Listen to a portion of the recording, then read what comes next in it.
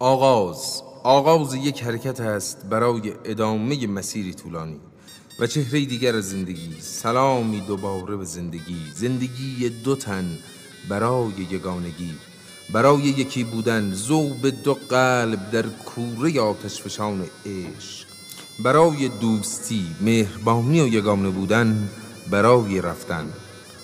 سرنا و دهل، چاپ و چوبازی، دستفشانی و پایکوبی، فریادهای شادمانی، عشق، عاشقی، رقص و سراندازی و مردم در انتظار برای رفتن به زیافت خانه عروس گلگیسو و داماد لنگ و اتفاق.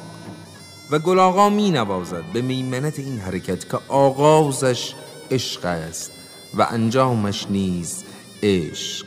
قطعه ریچنگ را می نوازد در آغاز حرکت مردم به سوی خانه عروس و داماد و ساز گل آقا همراه با کوبش دهل همگان را سلام می دهد که عروسی است و باید به سوی خانه عروس و داماد شتابان و شادمان حرکت کرد.